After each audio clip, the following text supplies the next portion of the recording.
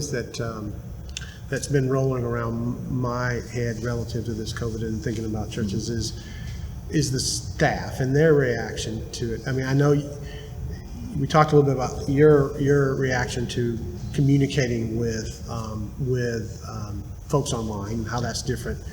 A lot of the folks that that the things they enjoy about church is, from a staff point, is their ability to sort of communicate and present and not, I'm not going to use the word perform, but to be with people. To be with people. Yeah, and we saw it hurt our staff big time. Like I watched my staff just like almost like enter into this like dark season of like, how you doing? You okay? And like, yeah, they felt lost. I mean, if you've been in ministry for especially 5 years plus, and all you've known is this specific interaction, all of a sudden it's taken away from you. Like, hey, you still have to do the office work that needs to be done and the behind the scenes. But hey, when you get that day where it's like all the work you did leading up to that weekend when you're going to be with your people that you built environments for, you prepared to speak to, you prepared to lead. No, you're not going to see them now for months. It was interesting to watch some of them just like, are you doing okay? And they'd be like, mm-hmm. Yeah. And it's like you removed it's like practicing for a game, you never get to play the game, is what it feels like a little bit. Like you never, it's like I've been working hard, I've been shooting hoops, and man, I'm ready to play, and like, by the way, no game. Yeah. It feels a little bit like that, and you watch your staff go through that, and they're like, oh, man, this is different for ministry. This has been a different season. Right. So now we're seeing if they can snap back, because now you went from being like home so much, now I need you back on the weekends for 4 worship experiences on Saturday and on Sunday, and my staff's like, oh, that's okay.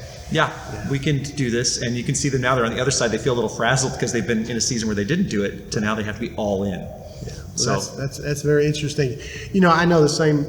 I can't imagine. I mean, my gift, and I'm so thankful for that gift, is this creative and artistic and design-oriented mind of mine. And so I can't imagine someone who's been given the gift of communicating, whether it be through music or whatever, saying, and getting that sort of immediate feedback. Yeah, and then all of a sudden of that joy. Now you don't have it. Yeah, you don't get to see what it is you produce. You just hope. Like I hope it's good enough. Throw it out there touching somebody. So I imagine that is. Have you ever thought about? Have you thought recently about how maybe, if it is really a lot, we stay where we are for a good period of time where folks don't come back in person? How do you keep that energy alive, not only for the congregation, but for the folks that are leading the whole thing in terms of music, in terms of all that? I mean, is there ways that you think we could imagine spaces that both help them and also help them communicate? Is it technology that is something that's going to help? I think it's going to be the thing that has to drive it. I mean, it's the only thing that we have at our fingertips is like, so how do you connect and communicate? Well, I mean, we've had to get used to Zoom. We've had to get used to, it used to be you could see people on the weekend. Now you don't see them if you're closed still. There's 42% of churches in the U.S. right now. Here it is. What is this? November.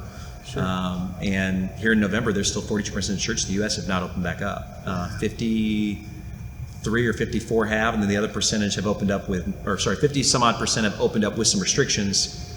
4 or 5% have opened up with no restrictions. Sure. And 42% or something like that haven't opened up at all. And so based on that, you've got this new paradigm of how do you communicate with people that are closed. And so it's been video and calling people way more than we ever did before, because you'd see them on the weekend before, like, I'll see you in 7 days. Well, now it's like, I haven't seen you, so I now have to call to be like, are you still there? Are you still alive? Are you still part of our church? And that's been totally new. And so technology has been the only avenue for connecting.